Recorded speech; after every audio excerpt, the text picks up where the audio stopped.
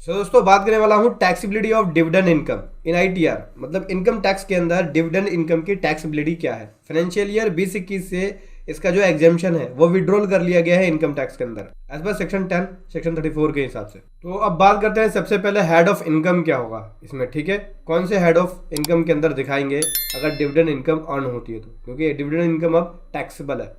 तो ध्यान से समझना हेड ऑफ इनकम क्या होगा। डिविडेंड इनकम जो है अगर शेयर होल्डर यहाँ पे अर्न कर रहा है तो उसे आप इनकम फ्रॉम अदर सोर्स या बिजनेस इनकम के अंदर दिखा सकते हैं। लेकिन कंडीशंस क्या है, देखो अगर यहाँ पे शेयर्स की ट्रेडिंग बिजनेस के पर्पस के लिए किया जा रहा है तो उस केस में बिजनेस इनकम में दिखाना होगा।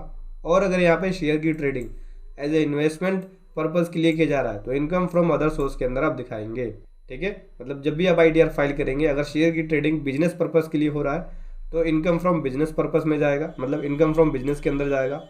और अगर यहाँ पे शेयर इन्वेस्टमेंट पर्पस के लिए अगर शेयर की ट्रेडिंग जो है या शेयर हेल्ड किया जा रहा है इन्वेस्टमेंट पर्पस के लिए तो उस केस में इनकम फ्रॉम अदर सोर्स के अंदर दिखा सकते हैं। डिडक्शंस क्या मिलेगा इसके अंदर, डिडक्शंस की बात कर लेते हैं दोस्तों। यहाँ पे बात करें डिडक्शंस की तो डिडक्शन जो है डिविडेंड इनकम से मिल जाती है। डिडक्शन क्या क्या मिल जाएगी, डिपेंड करता है ये नेचर ऑफ इनकम के ऊपर। एसएससी यहाँ पे डिडक्शन जो है वो क्लेम कर सकता है सभी एक्सपेंडिचर का, जो भी उसने डिविडेंड इनकम अर्न करी है उसके ऊपर जो एक्सपेंस किया है उसका ले सकता है। जैसे कि इंटरेस्ट ऑन लोन का यहाँ पे डिडक्शन मिल जाएगा उसको, कलेक्शन चार्जेस का मिल जाएगा, ठीक है। लेकिन यहाँ पे dividend income as a business income के रूप में टैक्सेबल हो, ठीक है, तभी यहाँ पे आपको यहाँ डिडक्शन मिलेगा।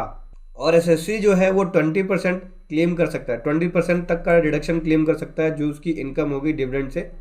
लेकिन जो डिडक्शन मिलेगा केवल वो इंटरेस्ट से रिलेटेड ही मिलेगा, इसके अलावा कोई अदर एक्सपेंसेस हो गए उसका नहीं मिलेगा। अब दोस्तों बात करें जो डिविडेंड इनकम है उसके ऊपर टैक्स रेट क्या होगा। तो जो टैक्स रेट है दोस्तों डिविडेंड इनकम के ऊपर वो नॉर्मल टैक्स रेट के हिसाब से लगेगा, जो नॉर्मल टैक्स स्लैब है वो।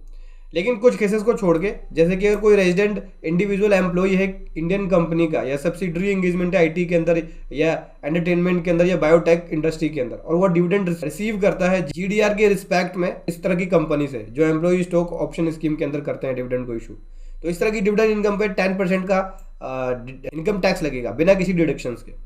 अब बात करते हैं टीडीएस, डिविडेंड के ऊपर टीडीएस भी करता है। कंपनीज के ऊपर ऑब्लिगेशंस होता है कि वो एज पर जो प्रोविजन है सेक्शन 194 और सेक्शन 195 के हिसाब से टीडीएस को डिडक्ट करेंगे। 194 के अंदर रेजिडेंट को और 195 के अंदर नॉन रेजिडेंट को टीडीएस डिडक्ट करेंगे। तो जो टीडीएस का रेट होगा वो कितना होगा, 10% होगा। थ्योरेटिकल लिमिट 5000 है। अगर यहाँ पे रेजिडेंट इंडिविजुअल्स को पे किया जा रहा है डिविडेंड और 5000 से ऊपर होगा तो उस केस में 10% के हिसाब से टीडीएस डिडक्ट किया जाएगा। हायर रेट टीडीएस कब होगा, जब यहाँ पे शेयर होल्डर अपने पैन को प्रोवाइड नहीं करता, ठीक है, पैन की डिटेल्स नहीं है या पैन नंबर नहीं है, तो उस केस में 20% के हिसाब से टीडीएस डिडक्ट होगा।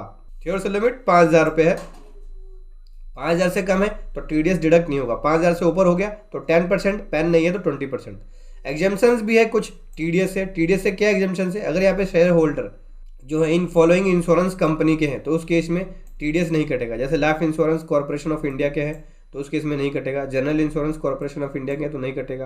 कोई अदर इंश्योरेंस कंपनीज के हैं तो नहीं कटेगा, तो इनका टीडीएस नहीं कटेगा। लेकिन इनको फॉर्म 15G और 15H भरना होगा, देना होगा कंपनी को। लेकिन यहाँ पे फॉर्म 15G या 15H नॉन रेजिडेंट इंडिविजुअल नहीं भर सकते, उनके द्वारा फर्निश नहीं होगा। दोस्तों यहाँ पे टीडीएस नहीं कटा जाएगा अगर उनके पास लोअर या नील रेट टीडीएस सर्टिफिकेट है सेक्शन 197 के हिसाब से।